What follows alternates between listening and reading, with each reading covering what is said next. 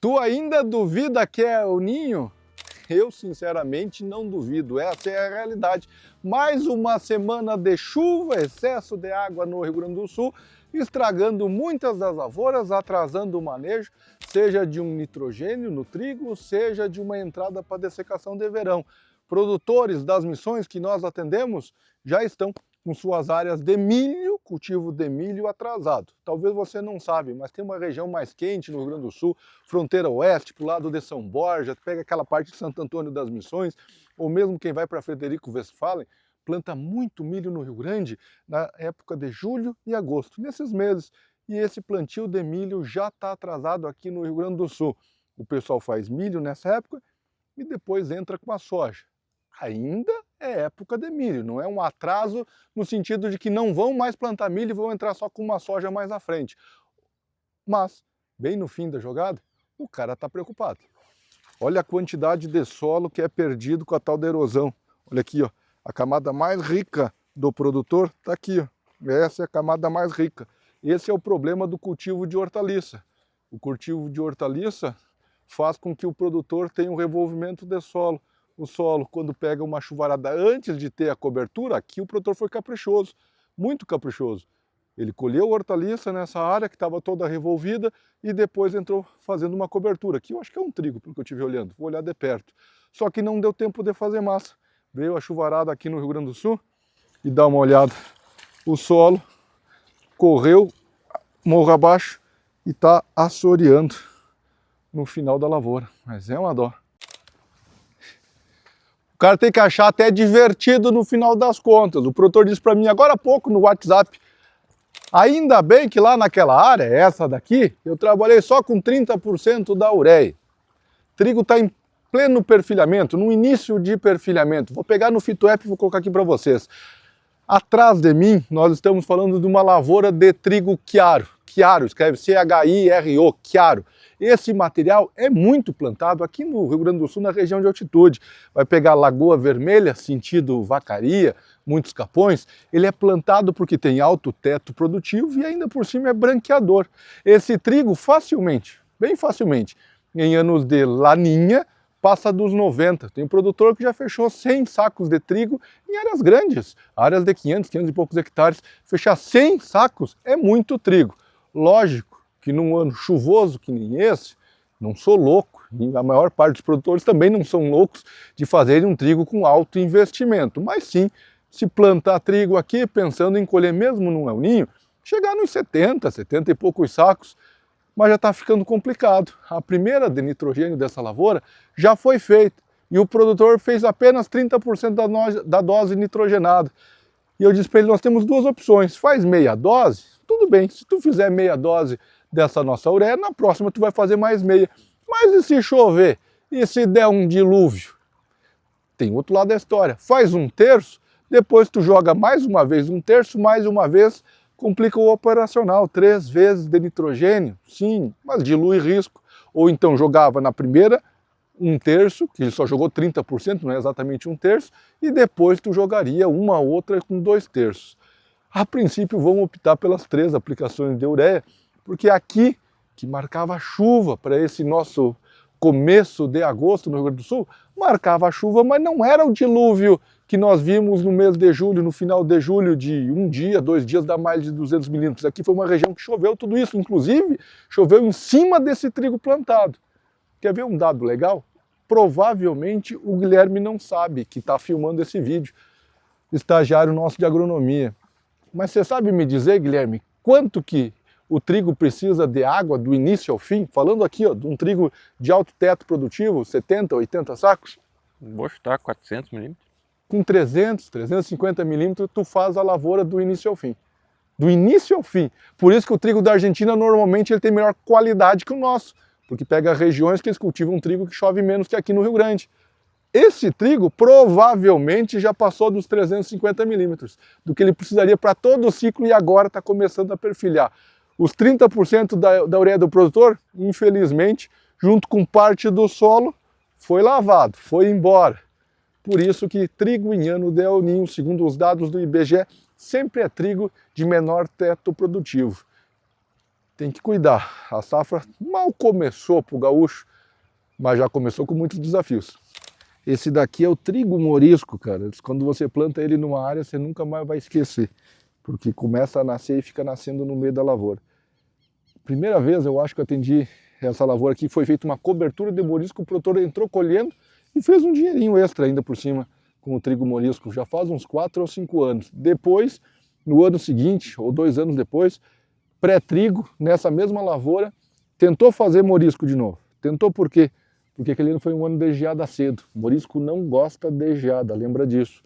Então, essa parte toda baixa aqui, a geada derreteu. Ele até conseguiu colher um pouquinho do morisco lá em cima, mas foi complicado. Tal de cobertura de trigo morisco, pré-trigo, tem que cuidar se a região fria, que tem risco de geada, senão derrete a tua lavoura. Só que tem uma facilidade.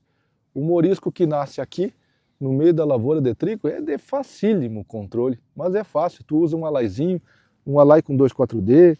Nós temos hoje vários herbicidas que têm efeito de controle. O pessoal não usa mais basagrama, tem basagrama que vai controlar, você vai ter seco que vai controlar e tem registro. Tem muito produto que controla.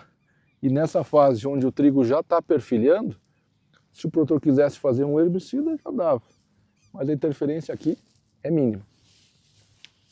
E como é que o senhor já tem certeza que é ele? Pelo tamanho, cara, tu não tem experiência, mas olha aqui, o azevém, quando você pega um trigo emergindo, isso aqui é trigo, olha a largura da folha. Folha larga aqui, ó. Segura aqui para nós. Ó, isso aqui é trigo, podia ver pela base de semente, mas o azevém é o fio, tá vendo aqui o fiozinho? Você vai perceber que tem um fiozinho nascendo, aqui já está saindo a segunda folha.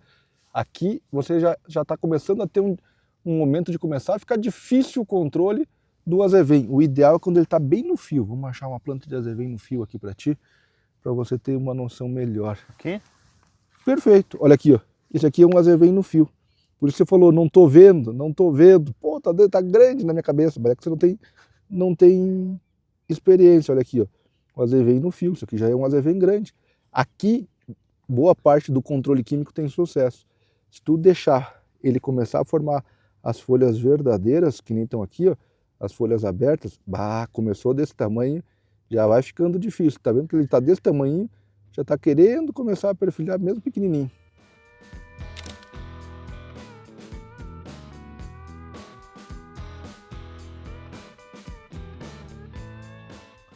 Outro detalhe que você pode acompanhar, para você que não tem experiência, olha aqui uma planta de trigo. Olha a base, é verde, tá vendo? Sim. Agora olha a base da coloração dessas que você tem na mão aqui. Roxo. Roxo. Então, a basezinha roxa já me dá um indicativo que a gente está falando de azevém. Que nem caruru. É que caruru tem mais de uma cor, mas sim, o arroxeado caruru lembra mesmo. Por que você fez uma pergunta quando estava mexendo? Refaz aí. Não lembro. Não lembra? Você perguntou por que já fica difícil. Por que você falou que com ele com uma pontinha ali já fica difícil de controlar? Eu vou fazer um outro vídeo mostrando vários, não dessa área, lógico, do nosso ensaio lá, com vários herbicidas que nós usamos. Você que está no canal acompanha, vai ser um dos próximos vídeos. A gente tem lá Verdict, tem Aloxifop, tem... melhor dizendo, vamos falar somente dos produtos que dá de usar em cima do azevém. Do azevém não, do trigo para controlar o azevém. Basicamente são 4 produtos. Quais seriam eles? Tu pode usar Topic, que é o Clodinafop Propargil. Tu pode usar Triceia, que é o Piroxulan. Tu pode usar o Axial, tá? E tu pode usar o Russar, que é o do sulfuron. 4. Basicamente, 2 são graminicidas, ACCases, um terminação DIN, outro DEN, e 2 são ALS. Tu vai ver a diferença. A diferença do herbicida é gritante. E só controla se for pequenininho. Se tiver aqui, talvez você tenha produto que ainda controle razoável.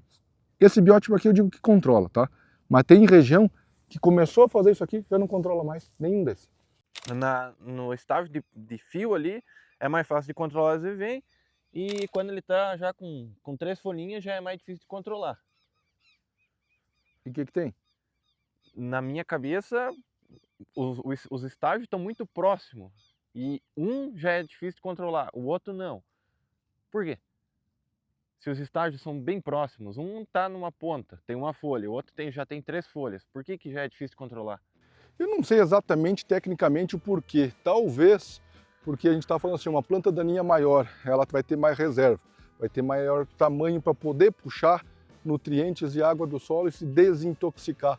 Quando a gente fala dos herbicidas que controlam a azevém, basicamente eu lembro de ACCase, os graminicidas, vamos ter resistência também a ALS, não só a ACCase, tem resistência a EPS-PS, que é o glifosato. Então nós temos grupos químicos que não estão mais eficientes, não são mais eficientes para controlar o azevém.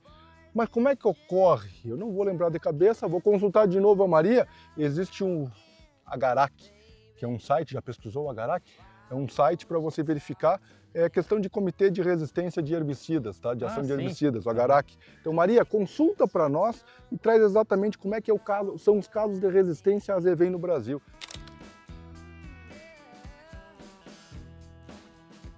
O primeiro caso de azevém resistente ao glifosato inibidor de EPS-PS foi registrado em 2003 no Rio Grande do Sul.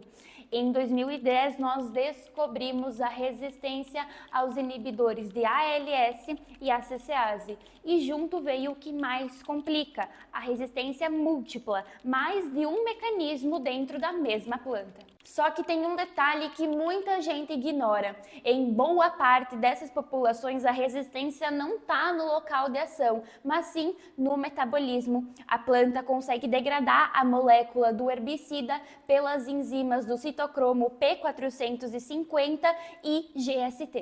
E é por isso que trocar de graminicida nem sempre vai resolver o seu problema. As mesmas enzimas, elas vão degradar grupos químicos diferentes. Então você faz a aplicação, troca o sítio de ação e mesmo assim as plantas continuam em pé.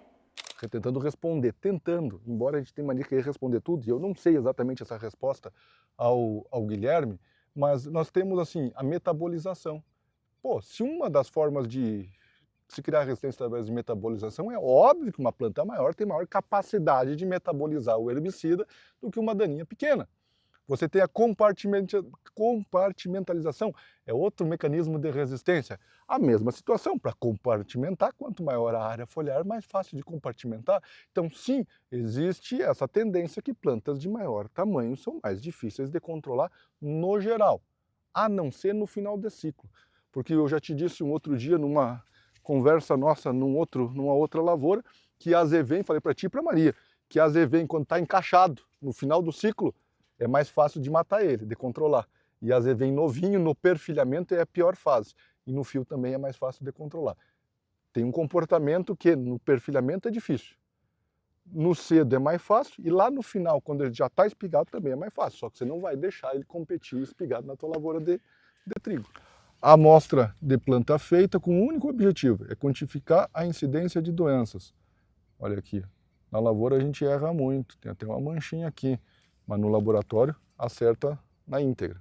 Nessa lavoura aqui, eu sei exatamente o que foi aplicado, que produto que foi aplicado, que hora que foi aplicado, que dia que foi aplicado, que dose que foi aplicado, quanto que choveu, quando que choveu, que milímetro que choveu, tudo, data, hora, dia, tudo. É só abrir meu celular que está tudo aqui. Precisei lançar, precisei tirar meu tempo precioso?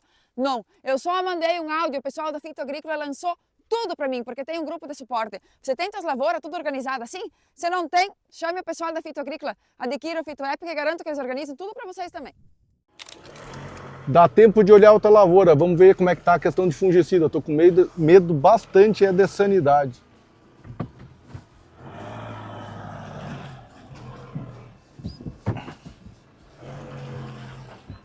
O pessoal da cidade acha que é luxo ter caminhoneta grande para ir olhar a lavoura. Quero ver num ano de El Ninho você olhar a lavoura aqui no sul do país. Se não tiver 4x4, vai ter que esperar enxugar, você não olha nunca. Vamos lá.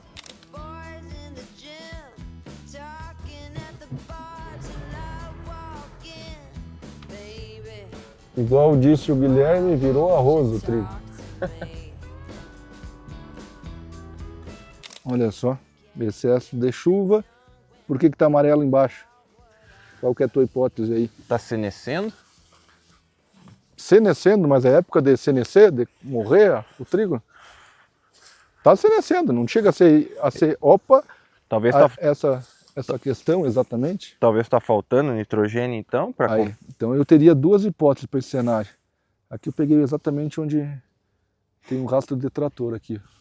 Vamos sair daqui. Olha, tá aqui o rastro, eu vi que estava marcado, ó, o nosso rastro. Aqui é da ureia. Aqui é o rastro da ureia. Esse trigo está alongando. Aqui é o nosso trigo que a gente tem feito vários vídeos, que é o capataz, o Chiru capataz. Esse amarelo do bacheiro aqui tem duas hipóteses. A principal é deficiência de nitrogênio, só que não é só ela, não é somente a deficiência de nitrogênio.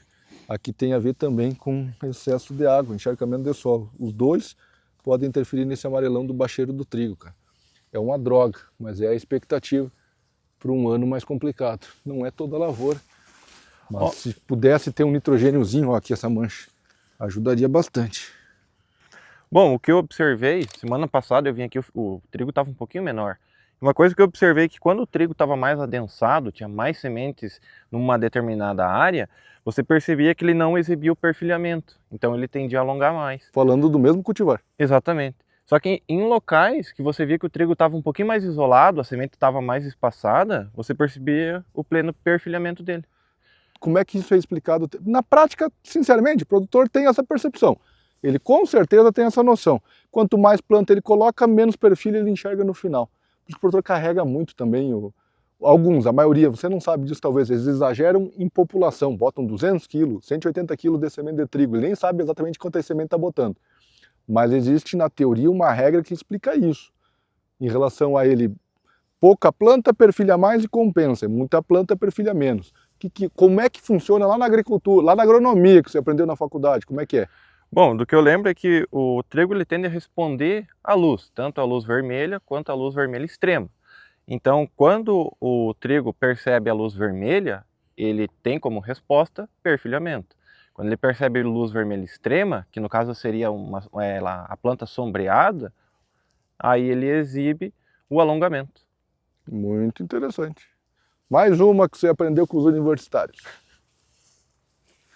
Só que isso aqui eu vi no Modus, tá? Eu não vi isso na faculdade. Ah, não foi na faculdade? Eu vi no livrinho do Modus lá. Que livro? O que você me passou lá do regulador de crescimento? Ah, foi lá que tu aprendeu? Sim. Ah, bom, achei que era na faculdade. Olha Não, aqui, isso aqui eu não... Ah, então é mais uma que você aprendeu estando na fita. É. Eu disse para ele, ó, tua faculdade começou agora, faz 30 dias, calma, que você vai ver. Essa safra, mais do que você viu de utilidade prática, mais do que você viu na faculdade, é promessa minha para ti.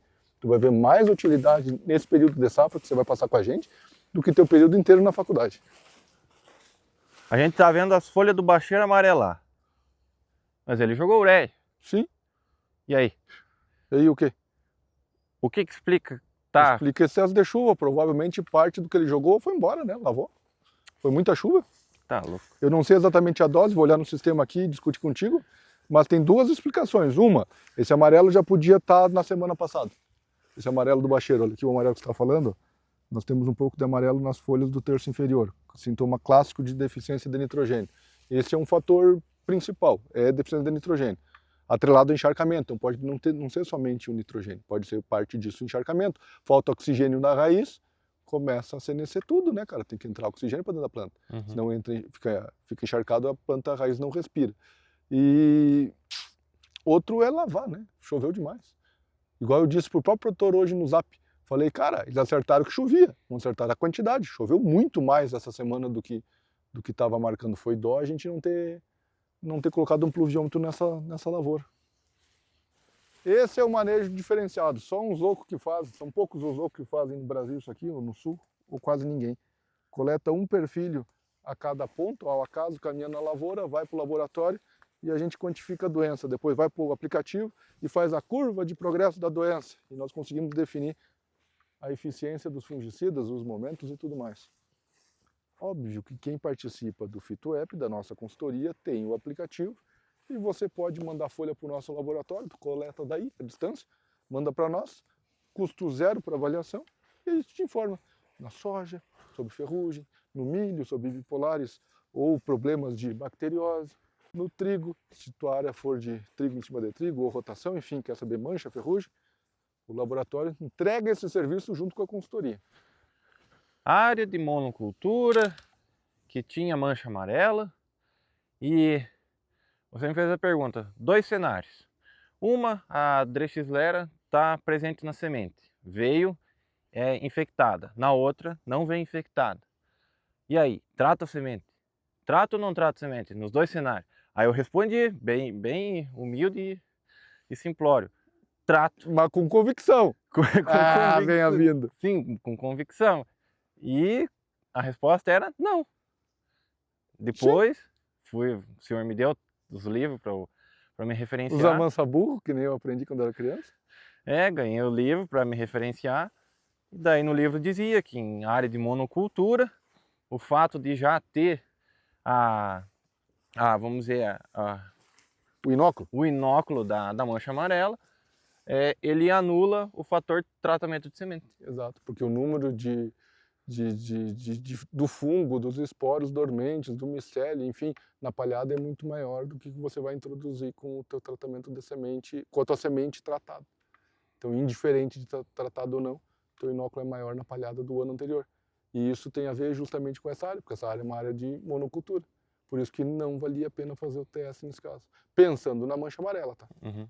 Novidades sempre vão acontecer na lavoura de trigo. A questão é, ano de El Niño sempre também será mais difícil. Existe um grande histórico de reduzir produtividade por esses motivos que vocês viram ao longo desse vídeo. Mas para acertar, diminuir risco, precisa literalmente estar olhando lavoura toda semana. Quer acompanhar nossas lavouras? Quer acompanhar um pouco da nossa vivência do dia a dia da lavoura comercial?